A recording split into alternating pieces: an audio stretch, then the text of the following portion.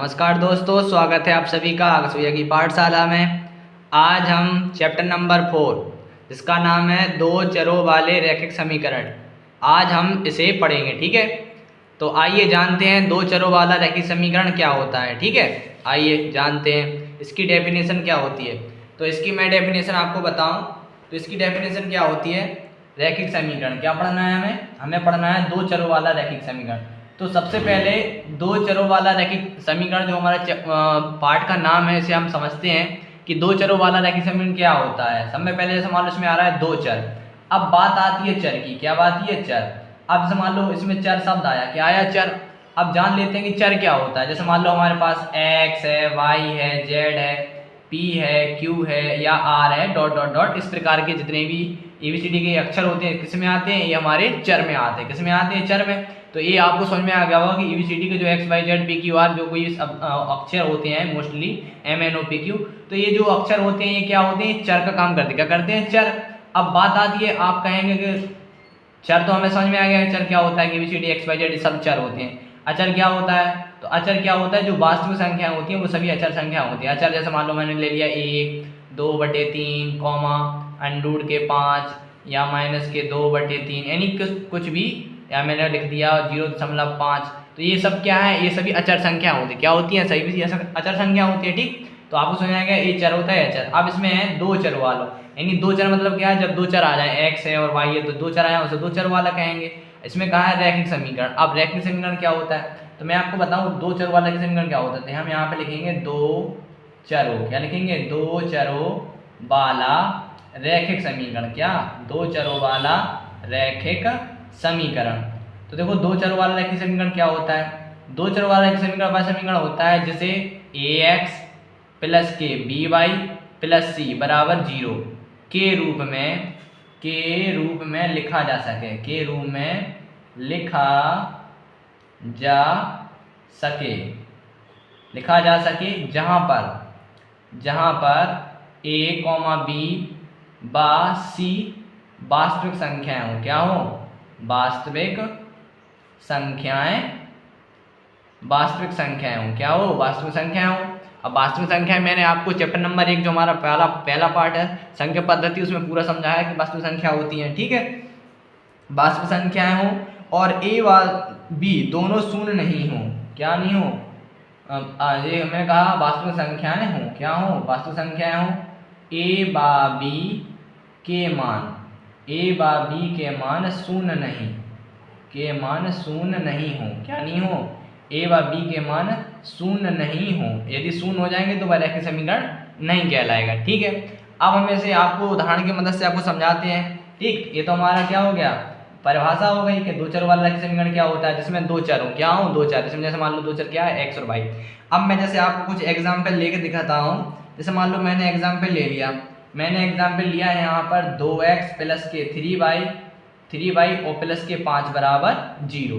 तो अब हम कहेंगे ये बताइए दो चर वाला समीकरण है या नहीं है। तो इसमें हम कहेंगे हाँ। कैसे, क्योंकि इसमें x और y क्या है, दो चर है। क्या है, दो चर है। तो लिख देंगे हाँ यह दो चरों वाला रैखिक समीकरण। क्या लिखेंगे, हाँ यह है दो चरों वाला रैखिक समीकरण है। अब बात आएगी कि आप लोग ये सोच रहे होंगे कि रैखिक समीकरण क्या होता है। तो मैंने आपको जो दूसरा पार्ट था बहुपद, मैंने उसमें आपको बताया था कि रैखिक समीकरण क्या होती है। मैं आपको फिर से बता देता हूँ, रैखिक समीकरण क्या होता है। रैखिक समीकरण तो मैंने आपको पहले ही बताया था और अभी दोबारा बता रहा हूँ। रैखिक समीकरण वह समीकरण होता है जिसमें घात 1 हो। जैसे मान लो हमने लिख दिया 4x प्लस के 7y बराबर 9 5, कुछ भी लिख दो। यानी इसमें कहा है, इस पर भी x पर घात 1 है, इसमें भी x पर घात 1 है, यानी सभी पर घात 1 है। और मैंने आपको बताया था कि रैखिक समीकरण जो व्यापक रूप होता है क्या होता है, ax प्लस के b बराबर में 0। ये क्या होता है, रैखिक समीकरण का व्यापक रूप होता है। ठीक, और जो हमारा दो चरों वाला रैखिक समीकरण होता है इसका व्यापक रूप ये होता है। क्या होता है, ax प्लस के by प्लस के c बराबर 0। ये क्या होता है, दो चरों वाला रैखिक समीकरण का व्यापक रूप। और रैखिक समीकरण क्या होता है, ये होता है। अब मैंने आपको बताया रैखिक समीकरण क्या होता है, जिस बहुपद पर, इसकी आप चाहें तो परिभाषा लिख लेना, जिस बहुपद पर घात 1 हो। क्या हो, जिस बहुपद पर घात 1 हो, क्या हो, घात 1 हो, उसे रैखिक समीकरण कहते हैं। क्या कहते हैं? उसे रैखिक समीकरण कहते हैं। ठीक, आपको समझ में आ गया होगा कि दो चरों वाले समीकरण क्या होते हैं, जिसमें दो चर हो, जैसे मान लो 2x प्लस के 3y प्लस के 5 बराबर 0 या 4x प्लस के 7y बराबर 0। ये क्या है? ये हमने बताया है, ये भी हमारा क्या है, दो चरों वाला रैखिक समीकरण है, लेकिन क्या है, रैखिक समीकरण है। क्या है? रैखिक समीकरण जिसमें घात 1 है। ठीक, तो इतना आपको क्लियर हो गया होगा। ठीक, तो आपको समझ में आ गया होगा कि दो चरों वाले रैखिक समीकरण क्या होते हैं। ठीक, आइए अब लगाते हैं हम इसकी प्रश्नावली। ठीक है, आइए हम इसकी प्रश्नावली देखते हैं। पहली तो हम देख सकते हैं कि पहली प्रश्नावली हमारे पास सामने है। क्या है? प्रश्नावली 4.1। ठीक, इसका पहला प्रश्न क्या दे रहे हैं? इसका पहला प्रश्न दे रहे हैं कि एक नोटबुक की कीमत एक कलम की कीमत से दोगुनी है। इस कथन को निरूपित करने के लिए दो चरों वाला एक रैखिक समीकरण लिखिए। ठीक है, आइए हम इसे लगाते हैं। तो क्वेश्चन को मैंने लिख लिया है, आइए इसे हम सॉल्व करते हैं। इसमें क्या कहा गया है? एक नोटबुक की कीमत एक कलम की कीमत से दोगुनी है। इस कथन को निरूपित करने के लिए दो चरों वाला एक रैखिक समीकरण लिखिए। ठीक है, आइए इसे सॉल्व करते हैं। देखो, इस प्रकार के सवाल में जब भी इस प्रकार के सवाल आए, कलम की कीमत दोगुनी है या तिगुनी है या चौगुनी है, इस प्रकार के जब भी सवाल आए तो मैं इसमें आपको एक छोटा सा संकेत दूंगा या छोटी सी ट्रिक बताऊंगा, उससे आप कभी भी इस प्रकार के सवाल भूलेंगे नहीं। देखो, जब भी इस प्रकार के सवाल आए दुगनी तिगनी वाले, तो जिससे दोगुनी या तिगुनी, जैसे मान लो इसमें कहा गया है कि कलम की कीमत से दोगुनी है। किसकी कीमत से? कलम की कीमत से दोगुनी है। तो अब देखो, इसके दोगुनी किससे चिपका हुआ है? कलम की कीमत से। तो इसमें हम क्या करेंगे? इसमें मान लेंगे। इसमें लिखेंगे माना, क्या लिखेंगे? इसमें लिखेंगे माना कलम की कीमत। क्या लिखेंगे? माना कलम की कीमत। माना कलम की कीमत। माना कलम की कीमत बराबर हमने मान लिया x रुपए है। क्या है? मान लिया हमने कलम की कीमत कितनी है? x रुपए। ठीक है, अब सवाल पढ़ के देखते हैं कि उसमें लिखा है कि एक नोटबुक की कीमत एक कलम की कीमत से दोगुनी है। किसकी कीमत से? जब हमने कलम की कीमत मान ली है x रुपए, अब उसमें कहा गया है कलम की कीमत से दोगुनी है। तो कलम की कीमत से दोगुनी किसकी है? नोटबुक की कीमत। किसकी है? कलम की कीमत से दोगुनी है नोटबुक की कीमत। तो यहाँ पे लिखेंगे तो, क्या लिखेंगे? यहाँ पे लिखेंगे तो नोटबुक की कीमत। क्या लिखेंगे? तो यहाँ पे लिखेंगे तो नोटबुक। क्या लिखेंगे? तो नोटबुक की कीमत। तो यहाँ पे लिखेंगे तो नोटबुक की कीमत बराबर, नोटबुक की कीमत बराबर यहाँ मान लेते हैं 22 रुपए। क्या मान लेते हैं? हमने मान लिया 22 रुपए। क्या मान लिया? 22 रुपए। अब देखो, इसमें हमें क्या करना है? दो चरों वाला देना था कि नहीं देना था? इसलिए हमने क्या किया? नोटबुक की कीमत मान ली है, कलम की कीमत मानी x और नोटबुक की कितनी कीमत मानी? y। ठीक है, अब क्या करेंगे? अब इसमें हम लिखेंगे प्रश्नानुसार। क्या लिखेंगे? प्रश्नानुसार। ठीक है, आइए अब देखो, प्रश्नानुसार में क्या करना पड़ेगा? जब भी प्रश्नानुसार हम करते हैं और इस प्रकार के सवाल आए दुगनी तिगनी, तो जो हम दो वेरिएबल्स यानी जब हम दो चर मानते हैं तो उन दोनों चरों को हमें क्या करना पड़ेगा? आपस में बराबर। तो हम क्या करेंगे? x बराबर y लिख देंगे। क्या लिख देंगे? x बराबर y, दोनों चरों को लिख दिया। ठीक है, अब सवाल पढ़ेंगे। उसमें क्या कहा गया है? नोटबुक की कीमत कलम की कीमत से दोगुनी। किसकी कीमत से? कलम की कीमत से दोगुनी है। किसकी कीमत से? कलम की। तो कलम की कीमत कितनी है? दोगुनी। तो कलम की कीमत में क्या करेंगे? हम 2 से गुणा करेंगे। और कलम की कीमत क्या मानी हमने? क्या मानी थी हमने? कलम की कीमत मानी थी हमने x, और हमने आपको क्या बताया था? जैसे मान लो हमने कलम की कीमत मानी x, अब कलम की कीमत से दोगुनी है, तो कलम की कीमत से दोगुनी किसकी कीमत है? नोटबुक की। तो नोटबुक की कीमत में क्या होगा? इसमें 2 से हम गुणा कर देंगे। अब क्या होगा? ये हो जाएगा x बराबर 2 गुणा होगा y में, तो यह जाएगा 2y। क्या जाएगा? 2y। अब ये देखो 2y क्या है? इस साइड है बराबर में, तो इसलिए आएंगे हम इस साइड, तो यह जाएगा x माइनस के 2y बराबर 0। तो ये क्या बन गया हमारा? एक रैखिक समीकरण। ठीक है, इतना ही क्या हो गया हमारा आंसर। एक चीज ध्यान रखना आप लोग बच्चों कि जब भी बात की जाती है समीकरण की, तो समीकरण के बराबर में मोस्टली क्या कीजिएगा कि हमेशा बराबर में 0 बना दिया कीजिएगा। क्या बना दीजिएगा? 0। यानी मान लो कोई संख्या है तो आप इस संख्या को इस साइड ले लीजिए, और एक पद यानी RHS यानी इस साइड राइट हैंड बाएं पक्ष में क्या कीजिए? हमेशा 0 रख दिया करें। क्या बना दिया करें? 0। यानी इस साइड आप, ये नहीं कि एक चर इस साइड है एक चर इस साइड है, हमें ऐसा नहीं करना चाहिए। ठीक, ऐसा नहीं करना चाहिए। हमें कैसे करना चाहिए कि दोनों चरों को एक साइड कर लेना चाहिए। ठीक है, और बराबर में सदैव क्या करना चाहिए? 0। बस इतना ही क्या हो जाएगा हमारा पहले का आंसर। आइए अब लगाते हैं दूसरा सवाल। तो हम देख सकते हैं दूसरे सवाल में क्या कहा गया है। दूसरा सवाल भी बहुत सरल है। इसमें कहा गया है कि निम्नलिखित रैखिक समीकरणों को ax प्लस के by प्लस के c बराबर 0 के रूप में व्यक्त कीजिए, और प्रत्येक स्थिति में क्या लिखा है? ax प्लस के a प्लस a, b और c के मान बताइए। हमें इसके क्या निकालने हैं? मान। ठीक है, आइए इसको भी लगाते हैं हम। हमने दूसरा सवाल लिख लिया है। देखो दूसरे सवाल में क्या कह रहे हैं, इसमें कह रहे हैं कि निम्नलिखित रैखिक समीकरणों में जो हमें समीकरण ये दिए गए हैं, इन समीकरणों को हमें क्या करना है, ax प्लस के बी वाई प्लस के सी बराबर 0, यानी हमें बराबर में 0 के रूप में व्यक्त करना है समीकरण।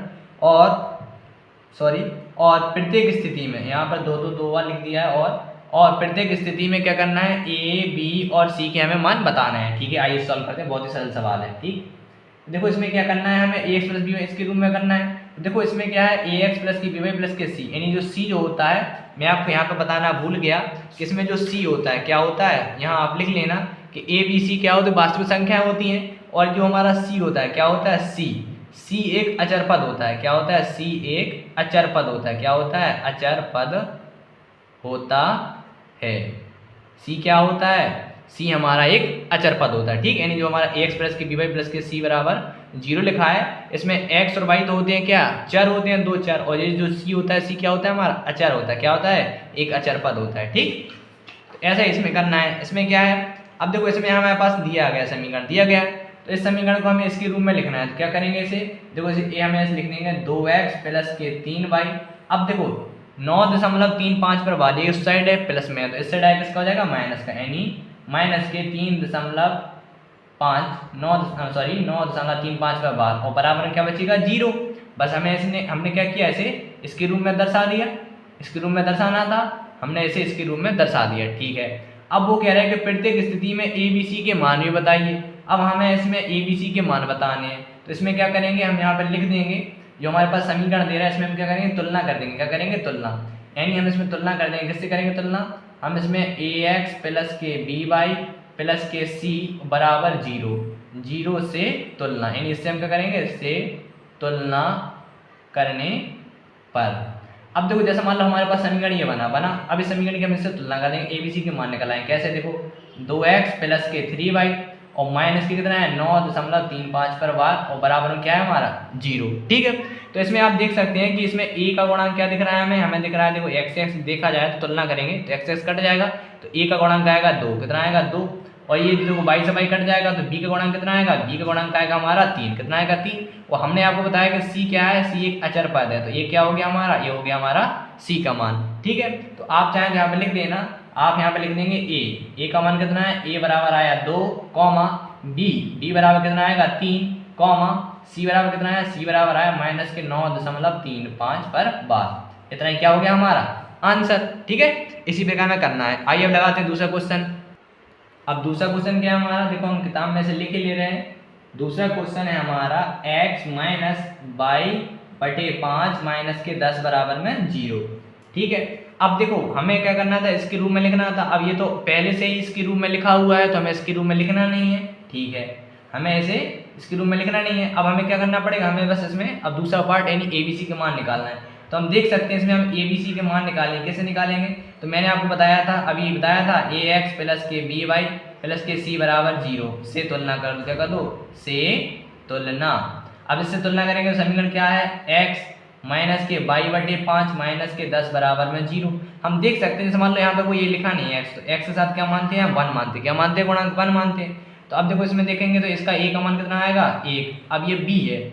अब देखो इसमें क्या लिखा, बाई बटे 5। जैसे मान लो हमारे पास लिखा है बाई बटे 5, जैसे मान लो हमारे पास लिखा है माइनस के बाई बटे 5, तो इसे हम क्या लिख सकते हैं, इसे लिख सकते हैं हम माइनस के 1 बटे 5 गुणा बाई। लिख सकते हैं, नहीं सकते, क्योंकि जब बाई का गुणा करेंगे तो माइनस के बाई का माइनस के बाई आएगा कि नहीं आएगा। तो यानी जो हमारा b का गुणांक रहेगा, b का गुणांक आएगा 1 बटे 5, कितना आएगा, इसका गुणांक आएगा 1 बटे 5, कितना आएगा, इसका गुणांक आएगा हमारा 1 बटे 5। और c का मान कितना दे रहा है, c का मान तो सीधा सीधा दिख रहा है माइनस के 10। तो हम यहाँ पे लिख देंगे, यहाँ पे क्या लिखेंगे, हम लिख देंगे a बराबर, a का गुणांक कितना है, a का मान आएगा 1, कॉमा b का आएगा माइनस के 1 बटे 5, कॉमा c बराबर आएगा माइनस के 10, कितना आएगा, c बराबर आएगा हमारा माइनस के 10, कितना आएगा, माइनस के 10। इतना ही क्या हो गया हमारा आंसर। ठीक है, आइए अब लगाते हैं तीसरा क्वेश्चन। तो हम देख सकते हैं तीसरा क्वेश्चन क्या है, तीसरा क्वेश्चन है हमारा माइनस के 2x प्लस के 3y और बराबर में हमारा 6। ठीक है, अब इसे भी सॉल्व करते हैं। तो इसमें क्या करना है हमें, इसमें हमें देखो ax plus B Y plus C के रूप में लिखना है। तो इसे क्या करेंगे, जो प्लस का 6 अचर पद है हमारा, इससे लाएंगे। तो ये लिखेंगे माइनस के 2x प्लस के 3y प्लस के 6 ऐसे आएगा, हो जाएगा माइनस के 6 बराबर में 0। तो समीकरण लिख गया x plus B Y plus C के रूप में। अब इसमें ABC के मान निकालेंगे, तो इसमें अब हम डायरेक्ट निकालेंगे ABC के मान। तो हम यहाँ पर लिख देंगे ए बराबर, आप चाहें तो इसे ऐसे अभी लिख सकते हैं, लेकिन मैं आपको समझाने के तौर पर लिख रहा था ऐसे। इसमें हम देखेंगे ए, तो ए का गुणांक क्या है, एक्स के साथ गुणांक में क्या है -2, तो ए का गुणांक आएगा -2 कॉमा, अब बी यानी वाई के साथ क्या है 3, तो वाई बराबर आएगा बी का मान आएगा 3 कॉमा, अब देखो अचर पद क्या है, अचर पद है -6, तो सी बराबर क्या आएगा -6, इतना ही क्या हो गया हमारा आंसर। अब देखते हैं इसका चौथा क्वेश्चन। अब देखो चौथे क्वेश्चन में क्या कह रहे हैं, चौथे क्वेश्चन में लिखा है x बराबर 3y, क्या लिखा है x बराबर 3y। आइए देखिए सॉल्व करते हैं, डराना मत। अब देखो इसमें क्या करना है, इसमें लिखा है x बराबर 3y, तो यहाँ पे लिखेंगे x, ये 3y प्लस का है तो इससे लाएंगे क्या हो जाएगा x बराबर 3y, सॉरी x बराबर x माइनस के 3y बराबर में 0, ठीक है। अब समीकरण हो गया। अब देखो इसमें अचर पद तो दे नहीं दे रहे। अब जब देखो सवाल में हमें अचर पद देंगे नहीं तो क्या आएगा, उसका मान 0 आएगा। और मान लो कभी हमें y की वैल्यू नहीं दे रहे, यानी जो दूसरा गुणांक है, यानी 2 4 है x और y है, और मान लो y का गुणांक नहीं दे रहे, तो जब y का गुणांक नहीं देंगे तो उसका भी मान कितना आएगा 0, यानी जिसका गुणांक हमें नहीं दिया जाएगा, यानी सवाल ही में नहीं है तो उसका 0 रखेंगे। और जैसे मान लो यहाँ पर x है और x का यहाँ पर कोई गुणांक नहीं है, तो जब कोई गुणांक ना हो तो हम 1 मान लेते हैं, और जब मान लो x होता ही नहीं तो अब उसका गुणांक आता है a बराबर 0, ठीक। तो इसमें क्या लिखेंगे, हम इसमें लिख सकते हैं, तो a का मान कितना आएगा, इसमें a का मान है 1 है कॉमा, b का मान कितना है -3 कॉमा, अब इसमें c है ही नहीं तो इसका c का मान कितना आएगा 0, इतना क्या हो गया हमारा आंसर, ठीक है। अब लगाते हैं अपना पांचवा क्वेश्चन, देखते हैं हम पांचवा क्वेश्चन क्या कह रहे हैं। पांचवा क्वेश्चन है हमारा 2x बराबर -5y, ठीक है, ये हमारा पांचवा क्वेश्चन है। अब इसमें क्या करना है, इसे हम ax + by + c के रूप में लिखेंगे, तो 2x, अब देखो -5y है इस साइड, तो इस साइड आएंगे किसके हो जाएंगे प्लस के हो जाएंगे 5y, और बराबर में क्या बचेगा हमारा 0। अब आप कमेंट करके बताइए कि a का मान क्या आएगा, a बराबर आएगा मान कितना आएगा, सोचो x का गुणांक कितना है 2, तो a बराबर आएगा 2 कॉमा, b y का गुणांक कितना है 5, तो b बराबर 5 कॉमा, अब इसमें c पद तो है ही नहीं तो कितना आएगा, c का मान आएगा हमारा 0, क्या हो गया आंसर, ठीक है। अब लगाते हैं छठवां, तो छठवें में क्या कहा गया है, छठवां क्वेश्चन हमारा 3x + 2 बराबर में 0, ठीक है। अभी मैं जैसी बात कर रहा था सेम उसी प्रकार का सवाल आ गया है। अब देखो इसे a हमारा x + by + c के रूप में तो है, बराबर में 0 है, ठीक है। अब बराबर में 0 तो है, अब इसमें हमें a और b के मान बताना है c के, तो मैंने आपको बताया था x का गुणांक कितना है 1, तो इसमें आएगा a बराबर आएगा 3, कितना x का गुणांक 3 है कॉमा, अब b की बात आ रही है, किसकी आती है b। अब देखो हमारा जो 2 है, 2 तो है अचर, और अचर क्या होता है c, यानी c का मान हमें 2 दे रहा है, कितना दे रहा है 2, अब b का मान तो दे ही नहीं रहे, अब b का मान जब दिया नहीं हो तो कितना आता है 0, क्या आएगा 0, जैसा मैंने आपको अभी बताया था सेम उसी प्रकार का सवाल आ गया। अब इसका लगाते हैं हम सातवां क्वेश्चन। देखो सातवें क्वेश्चन में क्या कहा गया है, सातवें क्वेश्चन में बोल रहे हैं y - 2 बराबर में 0, क्या लिखा है y - 2 बराबर में 0, ठीक है। अब इसमें देखो हम देख सकते हैं, इसमें x नहीं लिखा है, लिखा है x, कहीं नहीं लिखा है, तो इसमें a का पद, a का जो मान रहा है वो क्या था 0, और b मैंने क्या कहा था, जब हम मान लो y दे रहे हैं और गुणांक ना हो तो कितना मान लेते हैं 1, तो y का मान कितना आएगा 1, सॉरी b का मान आएगा 1 कॉमा, और देखो c का मान, c का अचर पद कितना दे रहा है -2, इतना क्या हो गया हमारा आंसर। अब एक्सरसाइज का लास्ट क्वेश्चन आठवें क्वेश्चन में क्या कह रहे हैं, आठवें क्वेश्चन में लिखा है 5 बराबर में 2x, क्या लिखा है 2x, सॉल्व। अब इसे हम करेंगे सॉल्व, क्या करेंगे सॉल्व, तो देखो अभी तक तो हम क्या कर रहे थे, इस वाले पद जो होता था इस साइड वाली वैल्यू होती थी, हम इसे इस साइड लाते थे। अब ये जो 5 प्लस का इस साइड लाएंगे, क्या आएंगे इस साइड, यानी जो x की वैल्यू होती है उसे जब तक कोशिश कीजिए उसे ज़्यादा से ज़्यादा उसे प्लस के रूप में लिखने की, तो अच्छा पद को लाएंगे इस साइड, तो इस साइड पर क्या बचेगा 0, यानी 2x - 5, ठीक, 2x - 5 बराबर 0, ठीक है। अब इसमें हम a का मान x का मान कितना है 2 कॉमा, और b का मान दे रहे हैं, b का मान दे नहीं रहे, b का मान नहीं दे रहे, कितना आएगा 0 कॉमा, c का मान, c मतलब अचर कितना दे रहा है -5, इतना क्या हो गया हमारा आंसर, ठीक है। तो जो हमारी प्रश्नावली 4.1 थी, हमारी प्रश्नावली 4.1 थी, इसके 2 क्वेश्चन थे, पहला वाला नोटबुक वाला और दूसरा जो था रैखिक समीकरण में क्या करना था, तुलना करके मैं बताना था, तो हमने इसे भी कर लिया, ठीक है। अब जो हमारी प्रश्नावली 4.1 थी इसका सॉल्व हो गया, सॉल्यूशन हो गया। अब हमारी अगली एक्सरसाइज है प्रश्नावली 4.2, इसे हम पढ़ेंगे नेक्स्ट वीडियो में। यदि आप चैनल पर नए आए हैं तो चैनल को सब्सक्राइब कीजिए और अपने दोस्तों के साथ शेयर कीजिए।